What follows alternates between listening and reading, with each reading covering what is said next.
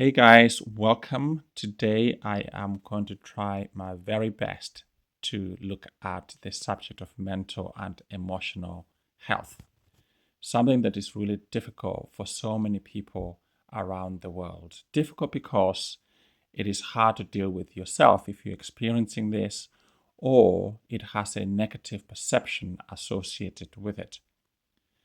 Now, from the outset, I want to be very clear I'm not a medical professional, I'm not a counselor or qualified in any way at all to be giving advice in relation to this. However, today I would like to hopefully help raise awareness or increase awareness for those who are struggling or those who know individuals who are struggling with this. And I will do this by simply sharing some of the statistics that are readily available in the public space, but also looking at it from a Christian perspective, which in itself is very difficult actually, because I know many Christians who hold different views. So let's look at some of the ways that mental and or emotional health is experienced, the difficulties that are associated with these two areas. One is difficulties in dealing with your feelings and regulating your mood, depending on what's going on, the environment you're in, the people you're surrounded by. The way we think and behave, how we relate to others and their perception of us, how we relate to ourselves, accepting who we are, even with our own shortcomings, how we handle stress and traumatic events that occur in our lives, loneliness, anxiety, depression, how we relate to food or not, how we manage boundaries with people who we are connected to, some sort of obsession in our behavior or obsessing with things or habits that we can't let go of. Substance abuse, it might be alcohol, it might be drugs. This list goes on and on and on, but I'm going to stop there for now. We're going to now look at some statistics. These are UK statistics of this year, 2025, and they're taken from Priory Group, which is a mental health care facilities provider in the UK. Now, I'm not here to advertise them, but as I was researching, I came across these statistics, which I thought are helpful in painting the picture of what's going on in our society, especially with our closest neighbor in the UK right now. So approximately 1 in 4 adults, that's 25% in England, will experience a mental health problem each year. Women, especially the young women aged between 16 and 24, are at the highest risk, with 28% of them experiencing a common mental disorder. There is an increase overall in suicidal death related to suicide. And in 2024, 7.8% of adults in the UK reported feeling lonely. In 2019, about 970 million people worldwide were living with a mental disorder, and with anxiety and depression being the most common ones. Approximately 280 million people in the world have depression, with adults aged 16 to 29 years being the most likely to experience some form of depression. Approximately 1 in 8 adults with a mental health problem are receiving treatment. So as you can see, that's a very low number or low percentage. In 2018, a survey by the Mental Health Foundation found that 74% of the UK adults felt so stressed at some point that they felt overwhelmed or unable to cope. A 2024 survey revealed that UK adults aged 18 to 24 reported feeling stressed for an average of 11.3 days per month, compared to the UK average of 10.3 days per month. That is huge when you look at it. Let's move on and have a look at the facts, some of the facts especially that surround us as Christians. Now, the first is that we are not exempt from these statistics I've just read. We were created with physical bodies that are prone to wear and tear and aging. We are all exposed to the same challenges, whether they're environmental, social, technological, emotional, and so on. Our mental wiring, life experience, and perception of ourselves and those around us plays a part. And at some point in life, you and I may or will struggle mentally or emotionally due to just the experiences in life. All age groups are affected, although the younger group, which is our future generations, are more so. Now, breakdowns can happen at any point in life. It doesn't matter who you are, how strong you may be feeling right now. This is a real issue that may impact you if you're not careful, irrespective of your status in life, your job, your family, your background, your faith. We can be good, and we are very good at masking this due to the negative perception. It is a taboo subject. But unless we act, we can or will add to the statistics that I just read earlier. So I want to urge you, please, please, please don't suffer with depression, anxiety, or stress while putting on a brave face just to look good in front of the people you surround yourselves with. I want you to also note this. God does not love you any less because you have a mental or emotional health challenge. His love is unconditional, has always been that way. No matter who you are and how you come, He loves you just the way you are. Now, there are some concerns that I've come across or views that are held by people within the Christian community that may not be or are not very helpful.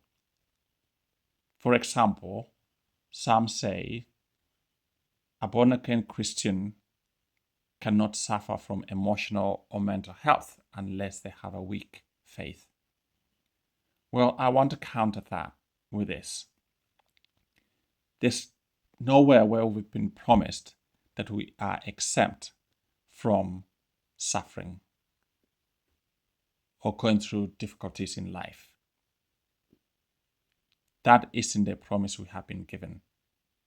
We are promised that God is there for us, but we need to draw closer to Him, and that it is His peace that we will experience, His healing, and so on. But it doesn't mean that we are exempt from this. So if someone says you have very weak faith, that's why you're having these issues, then that is so unfortunate and concerning, because that is not true. Others hold this view that you must be a sinner to be suffering in this manner. Well, we are all sinners. We have fallen short of God's expectations. But God still loves us unconditionally, no matter what we do or our health status.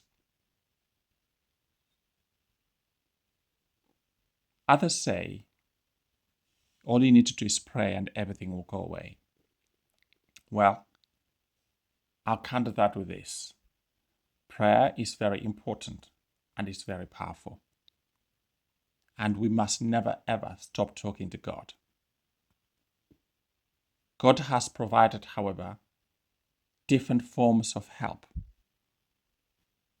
This may be to do with people we surround ourselves by or with. These individuals who have been given abilities to help us on a daily basis. Medical people, medicine itself. He has so many provisions in place that go hand in hand with us talking to Him to help us. So whilst prayer is important and you must continue, pray that God will heal you and help you. Know that God will do what is right for you. And the answer you get may not necessarily be the one you are expecting, because He knows the better and the bigger picture for you.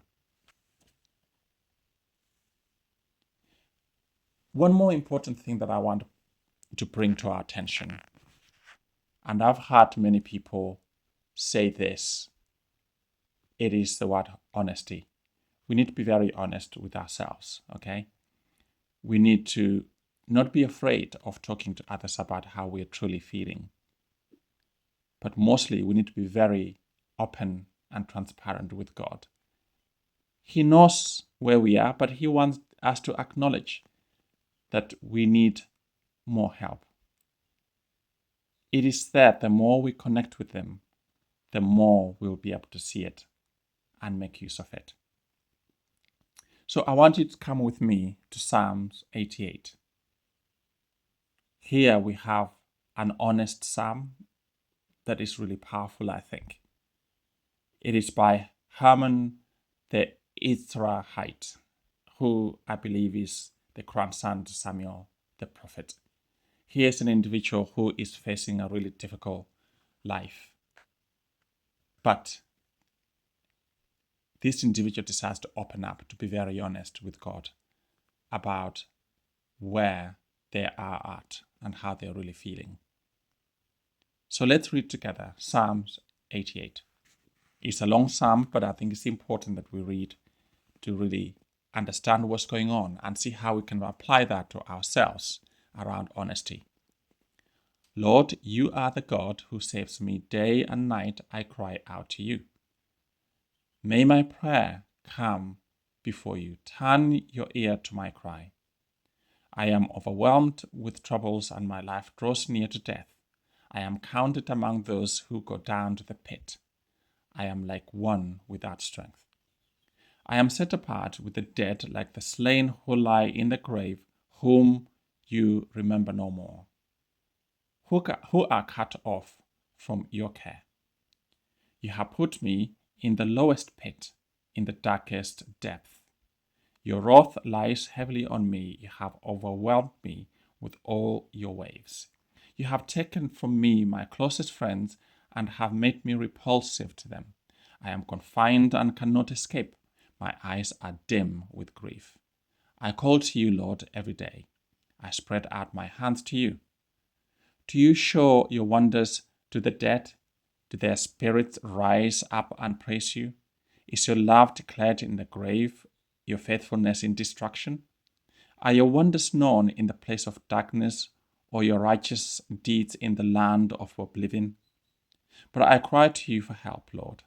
In the morning, my prayer comes before you. Why, Lord, do you reject me and hide your face from me? From my youth I have suffered and been close to death. I have borne your terrors, and I am in despair. Your wrath has swept over me. Your terrors have destroyed me. All day long they surround me like a flood. They have completely engulfed me. You have taken from me friend and neighbor.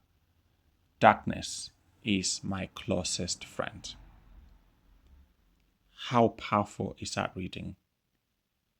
As we read or as you listen to this, and you are experiencing the lowest of the lowest, I want to encourage you. Please don't bottle it up. Bottling it up is like a pressurized container.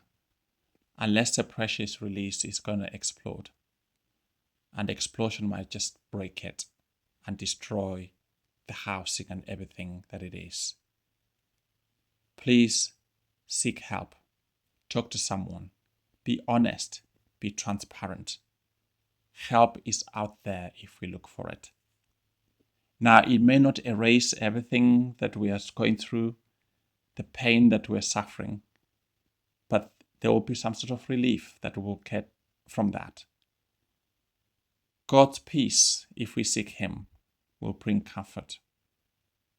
whilst it may not completely erase what you're facing, there will be something that you'll gain from that. So please seek the help. God is the architect of life and all that it is. He created men and women and equipped them with abilities to help in the communities they serve in. Remember the picture of one body, many parts. Different individuals play a different role. In the same way, if we are facing this, we have doctors, we have counselors, we have men and women of God, we have friends who can play a part. He created the world that we live in with all the medicine that we use. The environment, the greenery, trees, the birds, that brings a song that's just nice and refreshing and comforting to listen to. The air that we breathe. He created the healing elements of nature that we are surrounded by. I can testify to this when I'm so tired, when I'm feeling so weak. Sometimes I just need to go out and enjoy being in nature. Enjoy when the sun comes out sometimes. Go for a walk. All those things plays a part. There are examples of men and women in the Bible who have suffered in these ways, mentally, emotionally, stressed, depressed, and so on. I'll just name a few: Jeremiah, Naomi, Jonah, King David, and even Jesus himself experienced some of the lowest moments. But they remained strong and they trusted that God can help them. So spend more time with God. He knows who you are, where you come from, what you're experiencing now, and where you're going tomorrow. After all, as I said earlier, He is the architect of life. He knows the wiring inside out. That spaghetti junction that your brain is flowing through, the connection of the different points and elements that make us think in a certain way. He knows which circuit He needs to turn, to touch, to help things get better. So when in pain, don't avoid talking to God or the men and women He has put in place. If you're sick, you got the doctors, you got the hospital. Well, if you're struggling mentally or emotionally, do the same. See a counselor, see a doctor, get a referral. All these things are put there. God created them in the first place. Even those doctors you see, they're only building on what God has given them already and given us all around us. Talk to someone you trust about your situation. Be honest with yourself. And mostly, please don't be afraid or ashamed of who you are or what you're going through. To conclude, I want to leave you 3 readings. And I hope this will encourage you to see the words that we're going to read. They're very well known to us already. But I pray that you will receive them and act upon them. Philippians 4:47. Rejoice in the Lord always. I will say it again, rejoice. Let your gentleness be evident to all. The Lord is near. Do not be anxious about anything, but in every situation, by prayer and petition, with thanksgiving, present your request to God. And the peace of God, which transcends all understanding, will guard your hearts and your minds in Christ Jesus. Then Psalms 23, again very well known. The Lord is my shepherd, I lack nothing. He makes me lie down in green pastures. He leads me beside quiet waters. He refreshes my soul. He guides me along the right path for His name's sake. Even though I walk through the darkest valley, I will fear no evil, for you are with me. Your rod and your staff, they comfort me. You prepare a table before me in the presence of my enemies. You anoint my head with oil. My cup overflows. Surely your goodness and love will follow me all the days of my life, and I will dwell in the house of the Lord forever. Finally, Matthew 11, verse 28. Come to me, all you who are weary and burdened, and I will give you rest. Take my yoke upon you and learn from me, for I am gentle and humble in heart, and you will find rest for your souls. Guys, as we finish here, I know some of you are saying, I have no idea what you're going through. And what I've shared is not meant to dismiss your situation. It's not necessarily advice or counseling you or giving you treatment, but simply trying to raise more awareness and maybe remind you that help is available. There are a lot of organizations available, governmental organizations. You can go to your doctor who will refer you for specialist support and help. Make use of that. But mostly never be afraid to be honest about your situation, and never be afraid to go and seek that help, even if it isn't the one that's coming from your church. God has created everything and put everything together for a reason. And those people who are not necessarily people coming from a faith perspective also have a part to play in helping you. Talk with someone, pray with someone, talk to God lots. Take care and bless you.